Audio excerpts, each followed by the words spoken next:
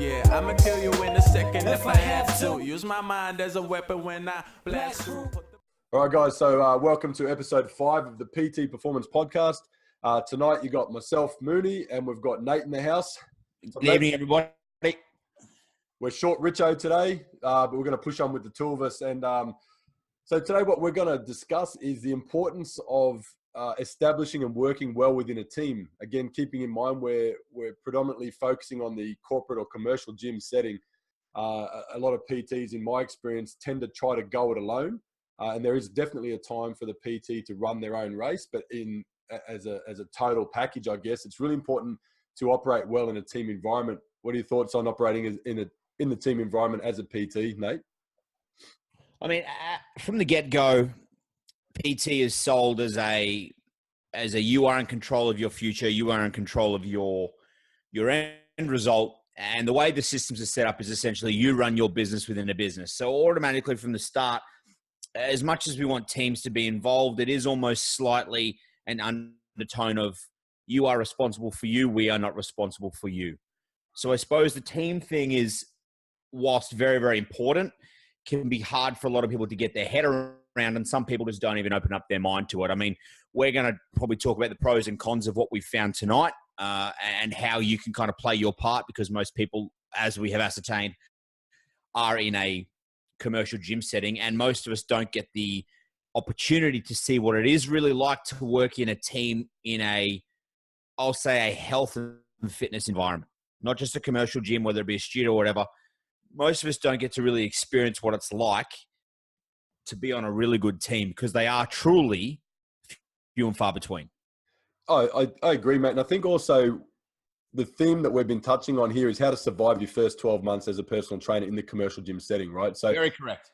With what we've covered already for the first 4 episodes is that we know that if you're struggling or if you're stressing out about your personal finances, if you're not closing as many sessions as you thought you could, if you're struggling generating leads and all that sort of stuff, you're probably not really thinking about the benefits of being in a team because you're too busy trying to keep your head above water.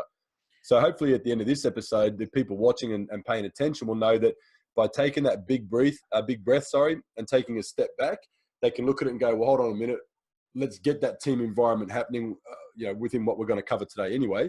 And that, along with the other lessons we've taught along the way, might be just the difference between them making those few extra months, through those first few months to get them back on track anyways, right? So I guess when I first was in a commercial gym, it really was a every man for himself culture at the particular club I was at. Everyone acted like they were cool, but it was like throwing a scrap of meat to the dogs when a lead came in. People would jump over each other to get to it. They'd be looking at each other saying, oh, that guy's no good, I could do a better job. And it was really a toxic environment. It's probably part and parcel of why I didn't want to stick around in that particular environment at that time. What I try to harness or encourage with our team is to be a team, is to really look at it and go, if I'm winning, you're winning. If you've got a client, I'm going to pass that client in the hallway. I'm going to say, man, you've got a great trainer over there, et cetera, right? So we'll drill into this a bit more, into how to establish that. Now, I guess following on from last week, we talked about lead generation, like how to, not so much lead generation, acquisition, I guess, is that we had our Kickstart programs, how to progress through those so that we have a better chance of converting them. We talked at the end more about generating referrals from our existing client base. And I guess one main area we didn't really talk about is the benefit of establishing strong relationships with the people in your facility that are introducing those clients into the gym in the first place. Yep. So I want to talk about how to establish, or why we should be establishing a good, healthy working relationship with the front line or your reception team.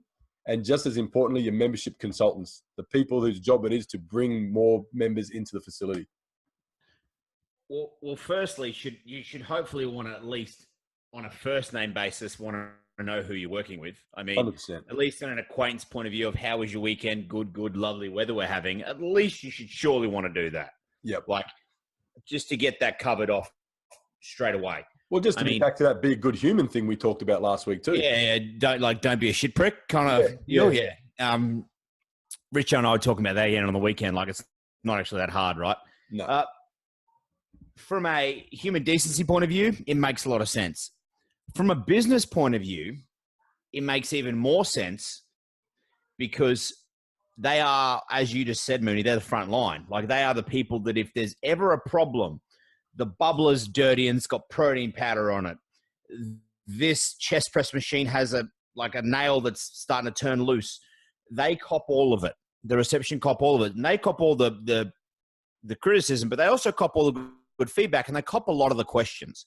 Even though they are the man or girl or lady, girl, who is sitting behind the counter, who might not have experience in what they're doing, they're the ones who cop the questions of, hey, I want to lose weight. What exercises should I do? Or, hey, I've been coming here for so long. I'm starting to struggle with results. What would you suggest? 100%.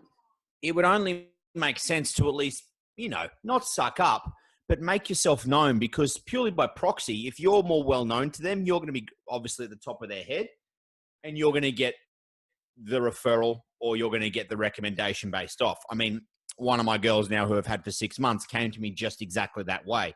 She went to the counter after a Europe trip and was like, hey, I'm interested in getting back into some training stuff. This is the kind of training I don't like. Who can you suggest? And lo and behold, the receptionist, I'll leave her name out of it, literally buzzed me over the loudspeaker and called me up and said, have you got a couple of minutes? I said, I'm in a session. Can you hold on 2 seconds? Yep, sure. Came up, spoke to the lady, booked her in for the first one, sorted it all out, sat down, had a chat as to where we wanted to go. She's been consistent with me for 6 months now. Yeah. That was like 6 months and counting, and she's not going anywhere. Excellent. And, that's something that we encourage at my facility too, is I've got the membership consultants and we've got the frontline team. So I speak to all the PTs and say, first and foremost, be a good human, get to know your team. We're a team at the end of the day, and it's good to know who's on there and be at first name basis. I mean, we're not a huge club where we have, buckets of staff. We have two permanent reception team members, and we've got a small team at the moment. We've got the one membership consultant. So if you can't make the effort to get to know them, there's probably more going on in your head than worrying about that. But in saying that, you're right, you're spot on. They're the people that are frontline. They're talking to the members. The members look at them as the experts and at least the first starting point. The membership consultants, depends on the facility and what the model that they're working with, but they're the ones who essentially sell the Kickstart pack to the new member. They're the ones that have told that new member that this is important. If you do these 3 initial sessions with a trainer, you're going to get your results faster. You're going to be able to maintain them, and you're going to be doing it in the right way. Okay. So it makes total sense, if you're a trainer, if you're a PT in that facility, to be at least in good speaking terms. And if nothing, as a bare minimum, but what I'd suggest is you should be offering to train them, not often, not every week or whatever, but once every blue moon, you should be going out and saying, hey, listen, what do you got on this afternoon? Let me run you through a session. So they know what kind of trainer you are. So when they're in front of Mary, and Mary comes in and says, look, I'd love a trainer, but this is the kind of person I want. This is the person I need. They'll go, Nate's for you. I reckon this guy's going to be perfect for you. Or Mary, our PT, is perfect. Like, getting to know, or essentially sucking up to the membership and the sales consultants, is a very well-proven business building strategy. So well-proven, in fact, that the experienced trainers who used to do it would reap massive benefits of it. And the companies themselves have caught on, and to try and take out the bias, have now had to put in systems so that the favoritism doesn't share all the leads to 1 or 2 trainers. I mean, that's really the level that we're at. The smart people got in on this early, on leveraging against human contact and not just waiting for things to come to them. And now the rest of us have to pay the price, where, look, if it was a matter of simply now sucking up to the MCs for leads, I'm sure every trainer would be in there like with coffees and chocolates and whatever else they possibly could, just so they could get the leads and help build the business, because the return on investment is absolutely massive. But even the thing that gets me is that most trainers will hear that and it's a good idea, but they'll know it's off the cards. And as soon as they know it's off the cards, they don't really want to know that the membership consultants exist. Yeah. And you know what? It's funny that you say this, man. This shows a complete different culture from one facility to another. I mean, we could say, we could have looked at the same thing and said there's enough bias there. If I'm constantly sucking up to the MAs, they're the ones feeding me all the leads, right? But then there'd be others sitting back going, well, I would get leads, but I'm not due to suck up. So I guess it's different. and like I said, we're a small, privately owned. We're not a franchise gym. We don't throw 30 PTs at the wall and see who sticks. We kind of do things a little bit differently, but it's a genuine relationship. You know what I mean? If you're using that MA just to get leads, it's one way or another, that's going to fracture and break down. If you've established a proper relationship with them, and it's not, here, I'll give you a coffee if you give me a lead, then it's going to be organic anyway. The leads they're going to give you are going to be better quality. The member is going to feel better about being introduced to you because they know it's come from the right spot. Yeah. And I mean, if I'm in my position at a larger franchise gym and I see that bias going on, the first thing I would do is go to the people bitching about not being involved and say, well, what are you doing to be involved? You know what I'm saying? It's like saying the better athletes need to stop training so the weaker athletes can catch up. Yeah, look, I'm fully with you, but in the grand scale of large corporate gym enterprise and much like society, you have to come down to the level of the idiots rather than make people rise to the level of the standard that it should be. So, like, take away from this, there is a return on investment for this. It's not as big as it used to be, but if you're only talking to these people so you get a return on investment, then your heart's in the wrong place to start with. Yep, it'll show. It'll show eventually. This plays out exactly how we know it plays out. Maybe not today, maybe not tomorrow, but in a couple of years, this plays out. Well, that's if they make it that far. That's the other thing, right? People go and give it a spurt for a couple of weeks and they're constantly knocking on the door of the MAs. They're constantly getting a couple of kickstarts here and there. They fail to convert those because, again, their heart's not in the right place. They're thinking purely on ROI. They're not going to be around anyways. And you know, the thing about what we're sharing here is that not everyone's going to do this shit. No, not. I legit had a small break tonight, and I was talking to one of our MCs for one of our girls for about 10 minutes, just literally about relationships, our relationships. Like, I'm not hitting on her. I'm married. I'm talking about, hey, your boyfriend, he trains here a bit now, and where are you guys living and how did you guys get together? I'm literally asking questions about her. Zero anything about, hey, have you got any leads today? What's going on? What's this? Yep. Because it plays out how it's going to play. Just like we talked about walking the floor last week. Yeah, exactly. Like, it's like, this is going to, if this is not a part of who you are in terms of just getting to know people and start talking and stuff like that, it needs to be very, very quickly. Yep. And if it's not, and you don't think you can get there, then you need to really reassess as to what the fuck you're doing this. We've got this subtle theme rolling through these episodes, Nate, and it's definitely about don't be a shit human. It's about create real relationships with the people around you, whether they're prospective clients, whether they're your family, whether they're your colleagues, whether they're your teammates. It's funny, they all link together, and if you focus on that kind of shit, the result will come. Yep. Look, the rising tide raises all ships. We've said it again and again and again, and I'm sure you've got like the next topic where we start going through and talking more on how to be a part of a better team or how to play your part or how to lead it or something like that, whatever we're going on to. But it all stems back to the basic human contact. Like, even with the online stuff that comes out, the human contact part is still there. This is an industry that is not going to get replaced by robots. No. Like, we're not robotable, if that's even a fucking thing. Like, let's make it a thing. Not robotable. The human aspect to this thing that we do can't go anywhere. Correct. Won't go anywhere. Like, we're not getting replaced. There's nothing that's automating our life. It's been tried and it's shit. Yep. So come to the party. So I guess, okay, so we've established that if you're a PT, you're in a commercial gym, go meet your membership consultants, go talk to your reception team, do it organically, do it legitimately, and you'll be surprised what will come from that. Members pick up on that vibe too. If they know the whole place is running as a team, trust me, it just works. It just works. Yeah, bro. Yeah. Are we what's your next point that you got there? What are you leading into? Okay, so that was in terms with developing that relationship and the team with the non-PT staff at your club. Yep. Okay. I'll jump quickly. I was going to go to PT, developing a team within your PT, but quickly I want to go to, because you mentioned it before with regards to your big franchises or your big name gyms. Go develop a relationship with your club manager.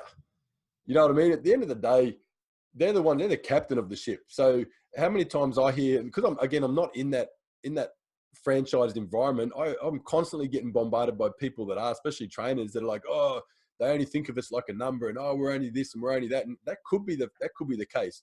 But it's harder to treat someone like a number when you actually give a shit about them. You know, so I'd be saying, make the effort to go and introduce yourself, or if you've done the introduction, then go make the effort to stay in touch with them at least on a weekly or fortnightly basis, know them by name, give them a high five, say what's up, and treat them like a normal human. And I think that's going to pay off for you down the track as well. Yeah, I mean, at my last club, I had a manager who was a pretty stand-up guy in terms of respectable and how he was. Probably like, when you've got to toe the line with the companies as big as they are, Good Life, Fitness First, Jets and whatever, when you've got to toe the line at that management level between either doing what's right for the person or doing what's right for the company, unfortunately, you've always got to go with the company. Oh, of course. Yep. So that's going to get a lot of people offside, because you don't get to have that small business navigation system where we can duck and weave as quick. Like, if you want to duck and weave, there's 12 forms that come with it. Sure. And like a committee. And it is easy for them to use that to sit behind, you know? It's in a bigger club, it's hard, man. Like, it's really hard. Like, can I touch on team culture stuff for a second? Have we got time for this? Yeah. So, like, look, I'll say this. I don't think I've ever been in a club where I felt it was dog eat dog. It definitely happened. But I can probably only point to 2 times in my 12 years now that I think I've been a part of a team that was probably felt better than the most. The first was the first time, the first gym I ever worked at, which was Good Life when they were 10 clubs deep. They're now like 77 plus. And I don't know if it was because the culture was that good, or if it's just because I was excited. It was my first gig and like everyone was just really friendly. Yeah. Either way, that played out really well for me. Like, I had a really good time, like, in terms of actually at work, the Christmas parties, the weekends and stuff, with hanging out with people. Not the closest of relationships were formed, but definitely enough that it wasn't an awkward scenario. Yeah. Yeah. Fast forward a few years down the track, probably the gym that I grew the most at, from a, hey, this is just a bit of a whatever job getting me through, to, hey, I'm taking it a bit more seriously, was a small boutique facility that eventually moved into a bigger facility. It is still only the one. It didn't multiply. The thing that I will say about this is that it organically had a great just plethora of people that were there, like just good humans. We were led by a guy who, I'm just trying to put it politically, because he was a good guy, probably didn't have the best people skills. Like, you wouldn't really look at him and be like really the best leadership style skills, but as far as keeping the standard, like setting a vision and keeping the standard, he was really good at it. Yeah, right. Like, I'd almost go as far to say that in my time, I've had none better. So, I mean, I don't think either environment was perfect, but I think you could legitimately feel, especially in the second one, the difference between being there, working there, or going to another place. Yeah. Like, I think you can feel good culture. Yeah, I agree. Like, you can really feel it. And you'll always have bias, I think, when you work there. But if you've got other people vibing off it as well, like members and stuff who pay to be there, and they're vibing off it and they're saying the same stuff, I think you're onto something pretty special. Yeah, I agree, mate. And it's definitely, I mean, that's when it becomes from... That's when the word culture actually is in play. You know, when everyone that's around the environment feels it. Sometimes you can't articulate it, but everyone knows. You know, it feels good to be there. People look forward to being there and being a part of it. When there's an issue, not really an issue, everyone sort of finds their way through it, or at least they know the expectations. Giving it a monetary value as well. I mean, I think you know you're onto something with your culture when you announce something or you want to do something and people automatically want to get involved. Like, did you see the first form SummerSlam today? Yeah. How fast did the tickets sell out? 90 seconds. Yeah. Done. Yeah. Crazy. Only 300 tickets, but they wouldn't have been cheap tickets. No, not at all. Not at all. They would not have been cheap tickets. And like, just for people playing at home, this is a company in the States, has a pretty big following now, massive with standards. They're a big health and fitness company. They don't do the health and fitness expos. They don't do discounts. They're basically 90%, I'm pretty sure, online. Correct me if I'm wrong. Yeah, well, they've only got a small amount of bricks and mortar shops, yeah. Yeah, and they do hundreds of millions of dollars in sales. This is a weekend event they do annually, 300 tickets to come and hang out with like all the staff, and they're all well advertised and everything. Literally sold out in 90 seconds. Or 111 seconds, I think it was specific. 140 was on the clock. So, like, it's crazy. Like you can't pay for that kind of exposure. And it's not an accident, that culture. No. But like, this is what I just said. Like there's a vision there. Yeah. And I don't really like that word. I fucking hate the word vision. I don't know why. I just don't like it. Yeah. But there's a clear defining thing that you're going towards. And it wasn't anything too spectacular. It was just be the best gym in Brisbane. That was it. It was like, it was worded differently, but that was it. Be the best gym in Brisbane. And you might not have been on board with it because I don't think you can ever be 100% with some of these things, but everyone knew what the hell it was. Yep. And then you had the standard of the way we wanted things done. This is the way we want our intro sessions done. This is how long we want our PT sessions done. This is what you should be doing for your clients. And if you're not doing it, you're not a part of the standard and we have a fucking problem. Yeah, yep. Agreed. Like you work here, but you are under our good graces to work here. There is a standard that we are trying to keep as a bigger chain. And if you want to be the weak link in that chain, we have to remove you. Correct. And having the confidence and the leadership to do that and stick by it is pretty powerful. Well, I mean, it's small business. When you're the small business owner and your balls are on the line, I mean, it is pretty much your family's, you know, you got to put food on the table, right? So I suppose it's a little bit different for them. They've got to set that standard. But a lot of people I know would compromise just to get money through the door. He wouldn't compromise. Yeah, good. And he was a hard ass, and it was a push and a shove and a push and a shove. But he's in a facility now that 4 gym owners had come before him, all had gone bust, exorbitant rent, like amazing spot in the middle of Tenerife, and he's flourishing. He even bought more stuff downstairs. He bought the CrossFit box downstairs. Nice. Well, that's where he's established the, like you said, I know it's a flogged word anyway, but the vision is clear. He hasn't deviated from it. He's set the wheels in motion, stuck with his culture. Good on him. And look, if there's anything that anybody can take away from that, it is if your team doesn't have a vision, because I don't know really what the vision of my team is right now. Like I'm a part of a team. I don't lead the team. Sure. Set the standard for how you want things to go and don't compromise on that. Yep. Be willing to move to a higher one, but certainly don't go less. Yeah, yeah. And, you know, as a PT operating in a commercial gym, if you had that mentality purely alone, whether there's 4 or 40 PTs in your gym, it resonates, members pick up on it. You know, it radiates was the word I meant. They see it. We've had trainers before, and we've got some now that they'll walk around and go, that's a bit messy over there, and they might just walk past it. Others will stop what they're doing, and they'll go sort that stuff out because it's out of place. It doesn't need to be there. Now, I'm not saying in the middle of a session when you're PTing a client, but no.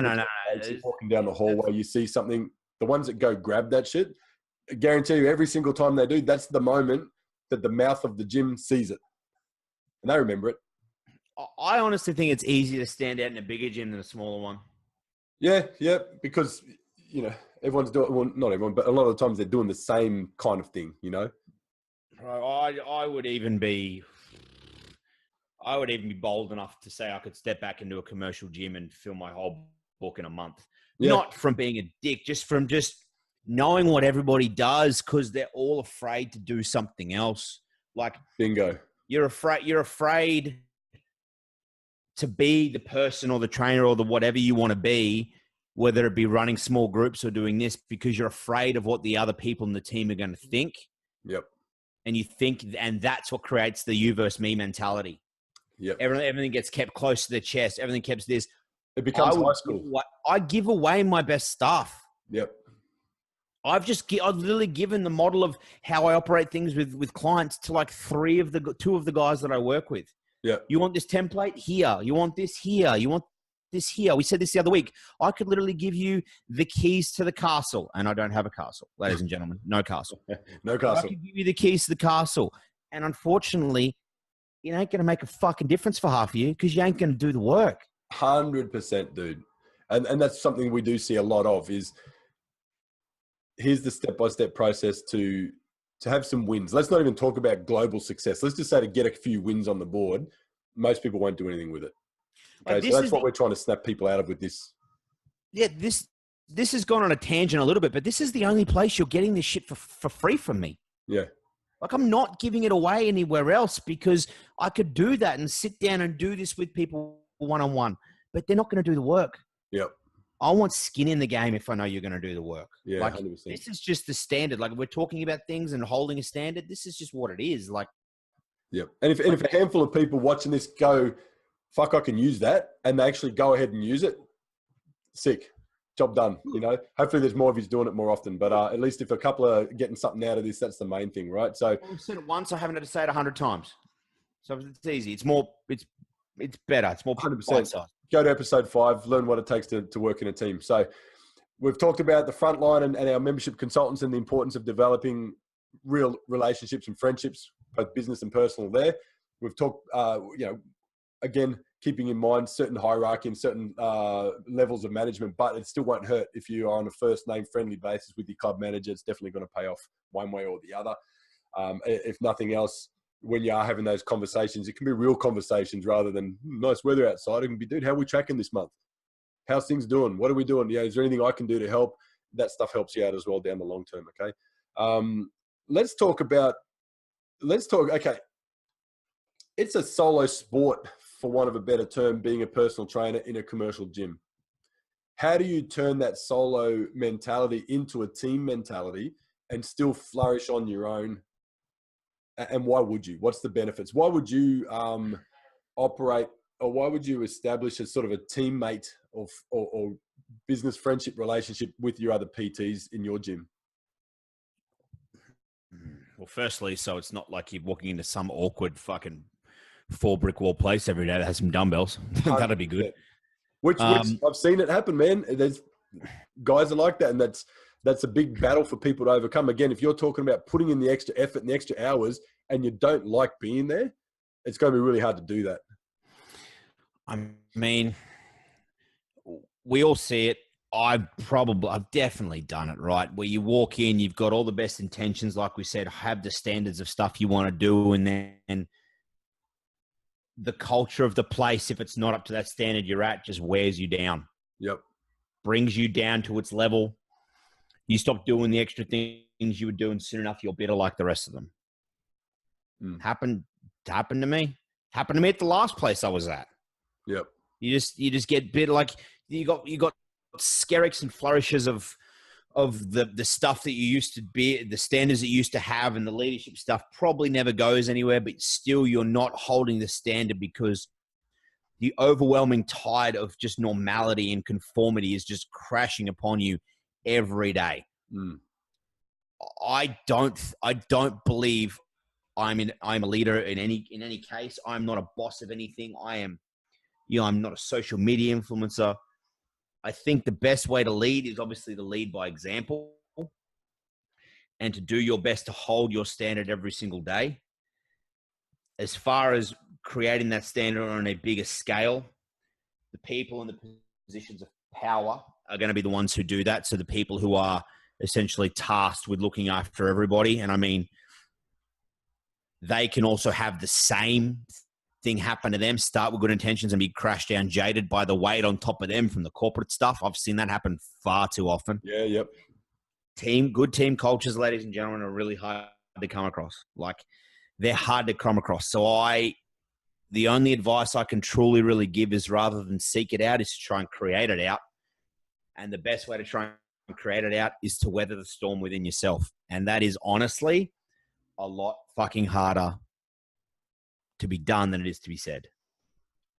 100%, man. I don't know of like any true real world tools that I can give you that are going to basically help you to create a better team, other than get all of the money you've got, take the good couple of people and go and open something amazing. Well, on that, man, I think you're right there. Let's talk about then. Let's talk about things that we know and we've experienced that can crush that team environment, which then leads to those snowball and downhill momentum that you spoke about just a second ago, right? So from a PT's perspective, I mean, I'll speak from a club management, PT manager sort of oversight shortly, but let's get a couple from you real quick, Nate. From a PT's point of view, what's some obvious things or some things that happen that you've experienced, like a fair bit of consistency, or at least more often than once or twice, that you think, man, I've seen that happen. It's a common sort of a thing that pops up and can kill that team environment. What's a couple of, have you got a few things that you've seen happen more than once? Your PT manager? Yeah, cool. Well, let's go with that, because I think you're right there. That's a big thing. Like, good PT managers, and good is a very contextual term because everyone will have a different interpretation of that. Sure. Good PT managers are very hard to come across. Now, my definition of a good PT manager is someone who is still in the trenches. Sure. Now, they are allowed to have left the trenches, but they have to have left the trenches on their own terms, on a high, because they were so shit at their job that they needed something out. They needed a way out. So now they're an admin chick. Yeah, which we see, both from a PT management, but also course providers and educators, mate. It's 90% of you. And if you feel that, if you are a fitness director and you feel that is not you and I've rubbed you up the wrong way, you can feel free to message me and tell me to fuck off. Yeah. But until I see that point, you are all in the same boat. Yeah, yep. Like, most fitness directors, in my mind, need to be doing clients still, setting the example, holding team trainings, weathering the storm. You are in the position of power. You have to be the example. Yep. And that is, I have no doubt, a fucking stupidly hard job, and you deserve to be paid double the amount to do all of those things. But if you sit behind a desk and you dictate, and you have not got your feet dirty for a long time because you never knew how to get your feet dirty in the first place, you're in trouble. What are your thoughts on the team? You're in trouble. What are your thoughts on a PT director, PT manager? I guess it comes down to the individual, just like in any role, right? But the ones that are out there, because I've had some pretty interesting stories in my time from people that work in these gyms where there is a PTM who's also on the floor PTing, can get a little bit biased in their favor. Yeah. So I've heard of ones where they control the lead allocation. And obviously there's issues there. That's a troubleshoot for probably another time. Yep. I don't like, there's going to be a boatload of pros and cons to the PT being on the gym floor and to them also not being on the gym floor. Sure. But at least they've got to know and have experienced the highs and the lows, how to get out of funks, how to maintain highs, but also how to deliver that to a team in a positive environment where they all feel part of it. Yeah. PTs are trainers too, like personal training directors are PTs too. They deserve to get leads and stuff if their business falls down. That's all well and good. But you need someone who is leading in some way or shape or form by example and has opted out of the game of their own accord. So, for example, you, Mooney, have opted out. You weren't forced out because you couldn't fucking screw 2 sessions together, right? Yeah, exactly. Like, there's levels to this thing. Yeah. Like you do more stuff, so it's not viable anymore. Yep. If all you do is look after a cluster of trainers who just need you to just check in with them and, hey, bro, you all good? You fucking all right? And then run your own sessions, your life ain't that hard. Don't that's right. fucking come preach to me. Yeah, I got you. Yeah, and I've heard that there are some that sort of get that power trip. So PTMs or fitness managers or PT managers, whatever you want to call it, so they can be people that can negatively influence the team. What about a couple that I know, and this is a unique way, I don't know if it's unique, but this is how we deal with it. You're a PT, Mary's your client. For whatever reason, Mary goes and sees Steve and says, Steve, I like the way you train your clients. I'd like to come and train with you. How does that play out in Nayte's world? Your client approaches another PT and says, I want to train with you to the other PT. How does it work for you? Well, firstly, hopefully the other PT comes to me, because I've actually had this a couple of times, but the shoe's on the other foot. All so right. the person's come to me. Yep. Okay. I know I'm making myself sound amazing, but it's actually true. So, okay, cool. Let's put it from that perspective, because that'll happen to people too. A client of another PT is knocking on your door saying, I want to do some PT with you. However, I am currently PTing with the other guy. Well, the first thing you do is, have you spoken to your trainer about this? Yep. Because the last thing you want to do is back yourself into a corner, especially if you work at the same facility. You don't you don't do that to each other right first off the bat. Like Yep.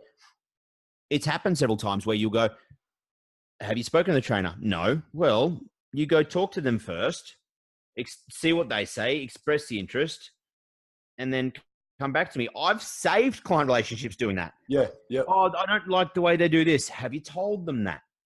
Well, no. Well, maybe talk to them about it and then see what resolutions they can come up with. Yeah. They come up with resolutions and they're still trained together this day. Yeah, good.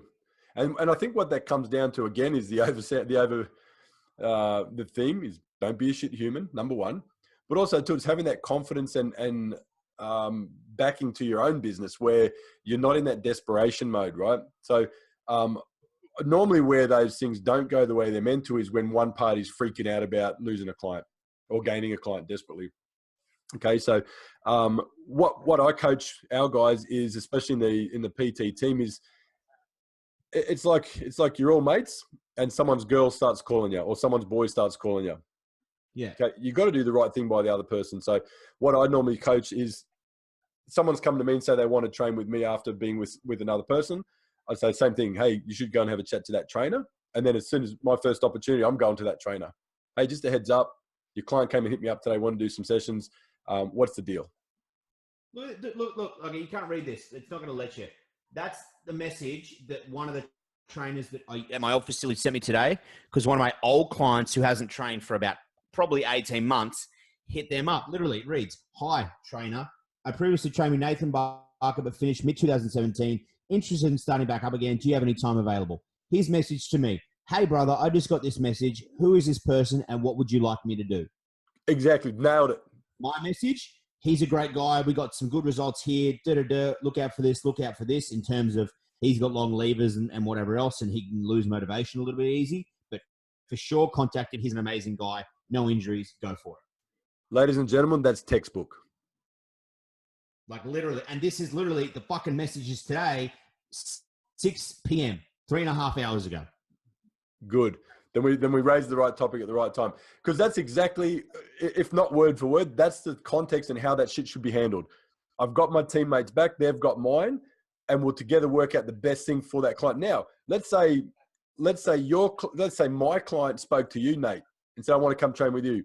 You come to me and say, "Your client's come and hit me up." I might say, "Good, man. It's not working for us. It's great. You go handle that." Or, "Hey, listen, man, they're probably coming to you because they owe me money, or they're not this or whatever." So you got to have that conversation. You definitely don't want to be trying to sneak around behind each other's back. Hell yeah. Like as a team, you can absolutely have that conversation behind the door. I don't know if any trainers, probably it's happened, but I haven't seen any trainer instantly jump to guard of, "Don't you dare talk to my people. Don't like this, don't that." It's just, "Hey bro, this person's come up and asked me this. Did you know they were doing this? What's the deal? What's the history behind it? What do you want me to do?" Like, yep. And that's just common human decency. That plays out well when you're both good people. That plays out fine. Yeah. Like I don't. And it resonates. It radiates. I keep saying resonates. It radiates the way you both then go back and deal with the potential client. It gets out.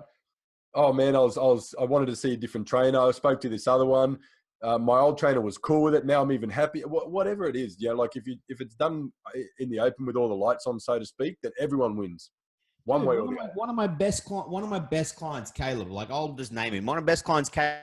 He approached me on the gym floor and he's like, "Hey, like, have you got space to train me?" I'm like, "Yeah, but don't you train with this dude?" And he's like, "Yeah, but it's my money. I can train with who I want." I'm like, "You fucking absolutely sure you can. You can do whatever you want to do, but I need you to have that conversation first." Yep.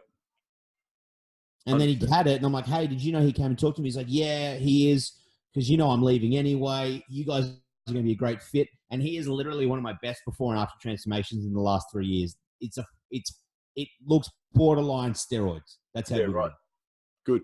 And Nate, that's why I raise this, because I know there are a lot of PTs out there that don't have that confidence to have that conversation for a number of reasons.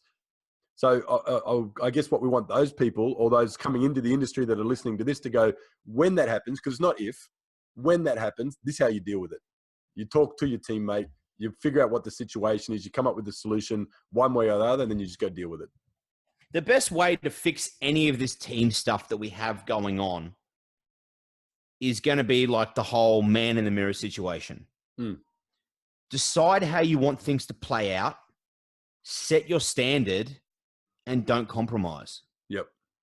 Like that's honestly as easy and as hard as we can really make it, because we're in the same situation you are. You aren't talking to the guys who own the chains, because this would be a different conversation. Sure. You're talking to the guys who just want to see you be in a situation that you feel comfortable to flourish in. Yep. You might not get along with everybody, because I don't think I've ever gotten along with everybody. Like I might be like, there might be an acquaintance kind of thing. Like, hey, like, you know, how you doing? Yeah. Awesome. But I don't think I've ever gotten along with anybody. Everybody. Whoops. Everybody. Slip. But on the flip side of that, I've met some of my best mates in gyms just working as a team. Yeah. Yep. Richo's family. Yeah. Like, that's where we met. We met at the gym. Like, him and I are like brothers. Like, we are close as. Like, he was up there with me for my wedding. I'm going to be up there for his. Yep. Like, and that's only been a couple of years. Like, it's not that long. And you put, you know, what that comes down to again is both you fellas' personalities and backgrounds, etc. But also, put it this way: if you've got that trust and rapport and a good friendship, teammate relationship within your work environment, when you have got that downtime and you're sitting in the lunchroom or you're sitting around somewhere, you can have some legitimate conversations that can flourish and help grow both your businesses without one or the other feeling that's a one-way street. You know what I'm saying? Like, I'm sure you and Richo probably sat down and talked shit about the TV on the weekend or the footy on the weekend, but you probably also had some pretty good questions on how do I progress this? What have you done here? And it's a conversation like, man, I'm going to tell you because I want you to rise up with me, or I'm going to ask questions. You got to be happy for other people to win. You got to be happy for other people to win, because 100%. Other people winning doesn't mean you have to lose. And I didn't get that for a long time. Yeah, you're right. A lot of them are stuck in that solo sport like you mentality. think you're going to give something away, someone's going to take it and run with it and just crush you. Like, they're going to steal it and they're going to do this and you're going to lose all your clients. Like, I get the scarcity of that. Yep. But it's the wrong mentality. It's probably going to take you going through it to realize that doesn't play out. Like, I can tell you, and we can tell you that doesn't play out, and hopefully you listen. But like, if you're in a team environment that just isn't working, fail. You do one or two things. You either move on or you start working to change it. Yep. And I don't know what scenario you're in to do that, but I mean, where possible, I'll always prefer to stay and change it if I can. I'm the same. I'm one of those. Yep. I would prefer to stay and change it. I mean, you want to, like, yeah, just, you got to start taking it a little more seriously and stop quitting at the first sign of trouble, because there's always going to be trouble. Absolutely. And really good teams, a lot of really good teams aren't built by chance. Man, I can't think of any good teams, whether in business or sport, that are built by chance. Yeah, like even sport guys, like relate it back to that. If you listen to people who there are people here who are way more bigger sports heads than I am. Like, there's countless stories of like coaches coming in and changing the whole mindset of a team and winning a championship. And like, I'm sure that's about the plot of 27 different Disney movies. Like, but it's a thing. Well, you know, my background is the team sport. And going back to something you said before, I've played on teams where there's 50 guys as part of that team. I don't know all of them. I probably wouldn't hang out and socialize with most of them. Even my fellow positional teammates, we would consider ourselves brothers after the pre-seasons and season camps and all this sort of stuff. But it doesn't mean you have to be best as buddies. You just got to be able to perform together and enjoy that camaraderie and that growth, right? And understand that especially in my particular sport, everyone has their specialty.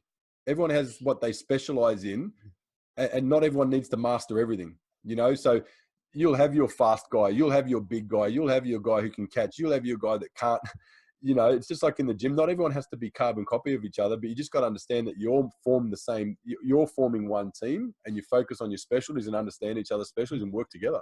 Like, I'll use this as a final example, and I don't know if we've got anything else to cover after this or whether this closes us out. When someone complains about a place, like, let's say complain. Let's use fitness first. And let's say they have a bad experience with you, Mooney, as a trainer at Fitness First. Is it, oh, that trainer Mooney at Fitness First is an asshole? Or is it those Fitness First trainers are assholes? That's exactly what it is. Yeah. So here's another way to look at it. I mean, if you're new, this might not apply to you, but if you feel a bit more experienced and you feel like you're just surrounded by a bunch of dumbass idiots and you're like, God damn, I don't want to be on a team with these assholes. I'm too good for them. Here's how I started looking at it a while ago when I put myself in a position of I'm experienced enough to make a change. And I decided I was experienced enough because that was going to be my standard. Pretty much. Yep. I probably wasn't at the time, but we'll just say I was. I looked around at literally who I, honest assessment, thought were the worst 3 trainers in the gym. And I'm allowed to do that, as everybody is. I probably made someone's bottom 3 list for a while, all right? I look at them and I see the way they're doing things, and the way they're doing things wrong, I'm in the same boat as them because I'm a part of the same team as them because I wear the same uniform. Because it isn't they're a shit trainer, it's they're all shit trainers. Yep. So I have to get them better. Yep. Like I have to get them better because if they don't get better, my business suffers. Yep. So it is a selfish endeavor as much as it is a selfless endeavor. Yeah. I have to get the weak stronger so the chain is better. Yep. And you know, that's like what you've just said that is similar to what I say to the athletes that I used to coach as well, like in the sport environment, is it's okay to be selfish on your own individual improvement, your own individual efforts, but you still got to be able to put that into the team. Like you said, if the team benefits, you benefit. If the team sucks, you're going to be tarred with the same brush. Yeah. So I think to wrap up on that one too, I think their Naytes, let's just recap for those that are the people that are going to fast forward through this shit and just find the bits and pieces that they're looking for. Okay. Important, build a team. Yep. If you can't build one, or if you're not already a part of one, influence one the best way you can. Definitely build relationships from the front line back. So reception, membership consultants, club management, if possible, if you've got that access. Your PT team, there's zero negativity about having a good relationship with other PTs. In fact, it's the complete opposite. The better relationship you have with your PTs, the better it is for everybody from yourself individually, through the team, through the company, perception, members, everything. Yeah. Look, the longer you probably keep the team together too, and the longer you keep the team together, I mean, the better the culture becomes. 100%. Again, just a quick flash on us. We don't have a high turnover at our club. We've got guys that have been there since day one, and it's a 13-year-old gym. We've got half of our team have been there plus 6 years. You know what I mean? Yeah. So, and I think the feedback we get from our member base, especially the ones, because again, where we are, they come and go. People come back and go, oh, I was a member here 2 years ago. So good to see half the team are still here. Like, it's hard to keep a big team together. It's hard to keep a team together, I think, in any industry. Especially and trying to keep a team together is only going to help build more momentum. Like, people are always going to come and go, but if you can try to keep some kind of momentum, keep the core. It definitely pays off in your favor. Yeah. Right. So obviously, I think we've covered our thoughts on this, but the importance of developing and growing a team as a personal trainer. Yeah, dude. I mean, go it alone at your own peril. Yeah. Really, or think you're going it alone at your own peril. No one succeeds in this game on their own. Yep. No one learns everything on their own. You'll come to find that either the easy or the hard way. Take advantage. So you might as well start accepting it. Yep. Yeah, like I wish I'd like to think that I did half the stuff on my own. If I would look back, no. I would. If I was on my own, I'd fuck up everything. Yeah. And again, like we've touched on every episode, we're not saying we're the experts and the gurus of this. We're saying don't do the things that we did that we know we fucked up and took us a while to recover from. One of those is trying to go it alone early in the day. So, yeah, but we're just fortunate enough to have been in this long enough to survive the mistakes. Yep. So, I'm hoping that I can help churn out people who get what I've got now in half or a quarter of the time. Yeah, that's right. So they can spend the next 4 or 5 years really developing. The people coming up should always be better than the people before them. Yep. That's really the case of it. That's you're trying to create, like Westside Barbell. You're trying to create people to beat you. Yes. You want them to break your records, even though you don't want them to. You want them to, because that's what a good teammate does. Yep. Just like raising a family too, right? You want to make sure that you're paving the way for better things for your kids. Couldn't tell you I got a dog, and I'm sure you want your dog to be happy, man. But yeah, I got the other one. So my dog has got a lot of first world problems. What is he gonna? Actually, I've seen a couple of your clips, man. That dog looks like it's got a bit of attitude. My dog my dog has got no idea what canned food is. So you can't take your iPad off your dog either, can you? No, absolutely not. Awesome, man. Hey, so thanks for your time tonight, mate. I think we covered some good stuff with regards to the benefits of working in a team. I think we'll leave it for another night with regards to developing external teammates, allied health professionals, marketers, advertising, that sort of thing, because I think that is a deeper convo that probably is something that 6 to 12 month PT should be looking at.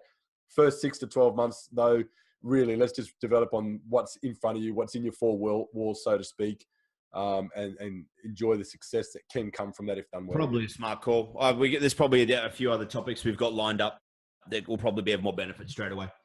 100%. Thanks for your time tonight, Nate. All right, guys. I'll see you all next week. Thanks, Mooney. Sorry, We'll catch us up on Friday night. And in the meantime, check out the last slide. If you're not on our Instagram, get on, because we're really cool and we rock and we share good shit. We share good shit. All right. Peace, everybody. See ya.